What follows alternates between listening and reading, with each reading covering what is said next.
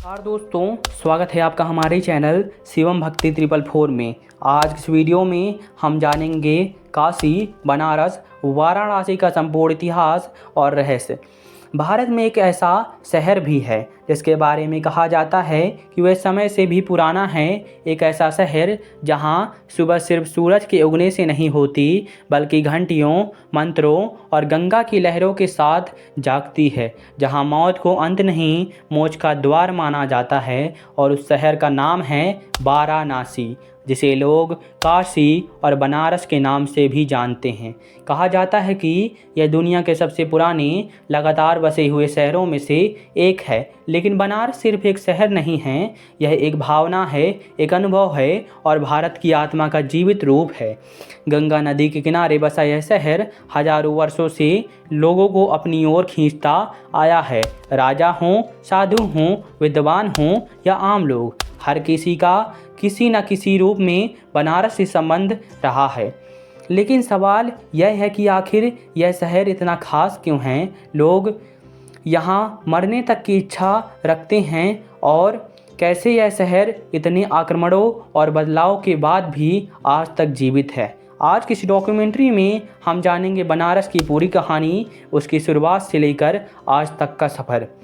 कहा जाता है कि काशी की स्थापना स्वयं भगवान शिव ने की थी। पुराणों में वर्णन मिलता है कि जब भगवान शिव को पृथ्वी पर एक ऐसी जगह चाहिए थी जहां अध्यात्म और ज्ञान हमेशा जीवित रहे, तब उन्होंने काशी को बसाया।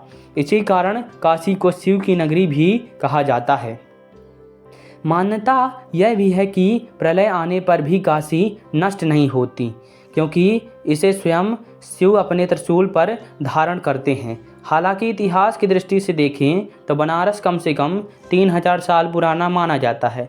कुछ इतिहासकार इसे उससे भी अधिक प्राचीन मानते हैं। ऋग्वेद और कई प्राचीन ग्रंथों में भी काशी का उल्लेख मिलता है, जिससे पता चलता है कि यह शहर बहुत पुराने समय से ही ज्ञान, व्यापार और धर्म का केंद्र था। धीरे धीरे काशी शिक्षा का बहुत बड़ा केंद्र बन गई। यहाँ दूर दूर से विद्यार्थी आते थे। संस्कृत, वेद, ज्योतिष, दर्शन और आयुर्वेद की शिक्षा दी जाती थी। उस समय भारत में जिन कुछ शहरों को ज्ञान का केंद्र माना जाता था, काशी उनमें सबसे प्रमुख थी। सिर्फ भारत ही नहीं, विदेशों से भी लोग यहाँ सीखने आते थे और यही कारण है कि बनारस को सिटी ऑफ लर्निंग भी कहा गया है। समय आगे बढ़ा और फिर भारत में कई बड़े साम्राज्य आए, मौर्य साम्राज्य, गुप्त साम्राज्य और बाद में मुगल शासन। लेकिन हर दौर में बनारस की पहचान बनी रही। हालांकि इस शहर ने कठिन समय भी देखे हैं। कई बार यहाँ के मंदिर तोड़े गए, कई बार शहर पर आक्रमण हुए, लेकिन बनारस कभी खत्म नहीं हुआ। लोग फिर लौटे, घाट फिर बसे, मंदिर फिर बने और गंगा किनारे जीवन फिर शुरू हो गया। शायद यही इस शहर की सबसे बड़ी ताकत है। अगर बनारस की बात हो और घाटों का जिक्र ना आए तो कहानी अधूरी रह जाएगी। यहाँ गंगा नदी के किनारे लगभग 80 से अधिक घाट मौजूद हैं। यहाँ हर घाट की अपनी अलग कहानी है, अपनी अलग पहचान है। इनमें सबसे प्रसिद्ध है दशाश्वमेध घाट। कहा जाता है कि यहाँ भगवान ब्रह्मा ने 10 अश्वमेध यज्ञ किए थे। आज भी हर शाम यहाँ होने वाली गंगा आरती देखने हजारों लोग आते हैं। जब शाम का समय होता है, घंटियाँ बजती हैं, दीप जलते हैं और गंगा के किनारे मंत्र गूंजते हैं, तो पूरा वातावरण किसी दूसरे संसार जैसा महसूस होने लगता है। लेकिन बनारस का सबसे रहस्यमयी घाट माना जाता है मणिकर्णिका घाट। यह वह स्थान है जहां दिन रात अंतिम संस्कार होते रहते हैं। मान्यता है कि यहां अंतिम संस्कार होने पर आत्मा को मोक्ष मिलता है। यही कारण है कि भारत के अलग अलग हिस्सों से लोग अपने अंतिम समय में काशी आना चाहते हैं, जहां जीवन और मृत्यु दोनों साथ दिखाई देते हैं। एक तरफ आरती और भक्ति, दूसरी तरफ चिताओं की आग, और शायद यही बनारस को बाकी दुनिया से अलग बनाता है। दोस्तों, बनारस सिर्फ धर्म का केंद्र नहीं रहा, यह संगीत और कला का भी बहुत बड़ा केंद्र रहा है। यहीं से बनारस घराना प्रसिद्ध हुआ है।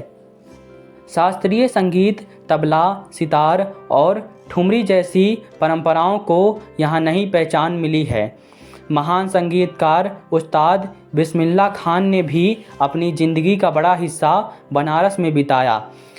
उनकी शहनाई की धुन आज भी इस शहर की पहचान मानी जाती है। इसके अलावा बनारसी साड़ी भी दुनिया भर में प्रसिद्ध है। हाथों से बुनी जाने वाली ये साड़ियाँ सिर्फ कपड़ा नहीं बल्कि सदियों पुरानी कला का हिस्सा है। बनारस की गलियाँ आज भी करघों की आवाज़ से जीवित हैं। हालांकि आधुनिक मशीनों के आने के बाद यहाँ कला कई चुनौतियों का सामना कर रही है, लेकिन आज भी हज़ारों परिवार इस परंपरा को बचाए हुए हैं। अब अगर बनारस की गलियों की बात करें तो यह शहर बाहर से जितना उलझा हुआ दिखता है, अंदर से उतना ही जीवित महसूस होता है। यहाँ की सकरी गलियाँ, छोटी छोटी दुकानें, पान की खुशबू, मंदिरों की घंटियाँ और हर मोड़ पर दिखते साधु संत सब मिलकर एक ऐसा अनुभव बनाते हैं जो शायद दुनिया में कहीं नहीं मिल सकता। कई लोग कहते हैं कि बनारस को समझना आसान नहीं है, इसे सिर्फ महसूस किया जा सकता है। काशी विश्वनाथ टेम्पल इस शहर का सबसे प्रसिद्ध मंदिर माना जाता है। यह भगवान शिव को समर्पित 12 ज्योतिर्लिंगों में से एक है। इतिहास में यह मंदिर कई बार टूटा और कई बार दोबारा बनाया गया। आज जो मंदिर दिखाई देता है उसका पुनर्निर्माण मराठा महारानी अहिल्याबाई होलकर ने करवाया था। हर साल लाखों श्रद्धालु यहाँ दर्शन करने आते हैं। बनारस का संबंध सिर्फ हिंदू धर्म से ही नहीं, यह शहर बौद्ध धर्म और जैन धर्म के इतिहास से भी जुड़ा हुआ है। काशी के पास स्थित सारनाथ वही स्थान है जहां भगवान बुद्ध ने ज्ञान प्राप्ति के बाद अपना पहला उपदेश दिया था। यहीं से बौद्ध धर्म का प्रचार शुरू हुआ, इसलिए यह क्षेत्र दुनिया भर के बौद्ध श्रद्धालुओं के लिए भी बहुत महत्वपूर्ण माना जाता है। समय बदलता गया लेकिन बनारस की आत्मा नहीं बदली। आज यहाँ आधुनिक कैफ़े भी हैं, मोबाइल और इंटरनेट भी है, विदेशी पर्यटक भी हैं, लेकिन इसके बावजूद सुबह की गंगा आरती, घाटों की शांति और मंदिरों की ध्वनि अब भी वैसी ही महसूस होती है जैसी सदियों पहले रही होगी। दोस्तों, शायद यही कारण है कि लोग कहते हैं बनारस सिर्फ देखा नहीं जाता, उसे जिया जाता है। यह शहर आपको इतिहास भी देता है, आस्था भी, संगीत भी और जीवन का एक अलग नज़रिया भी। यहाँ आने वाला इंसान कुछ न कुछ बदल कर ज़रूर लौटता है और शायद इसी वजह से हज़ारों साल गुजर जाने के बाद भी काशी आज भी जीवित है। गंगा अब भी बह रही है, घाट अब भी जाग रहे हैं और बनारस अब भी लोगों को बुला रहा है। यह सिर्फ शहर नहीं, ईंट और पत्थरों से नहीं बना, यह बना है कहानियों से, विश्वास से और उन करोड़ों लोगों की भावनाओं से जो इसे दुनिया का सबसे अद्भुत शहर मानते हैं। यह थी काशी बनारस वाराणसी की कहानी, एक ऐसा शहर जहां इतिहास खत्म नहीं होता बल्कि हर दिन नया जन्म लेता है। दोस्तों, यदि हमारी आज की वीडियो आपको पसंद आई हो तो लाइक, शेयर और सब्सक्राइब ज़रूर करें। धन्यवाद।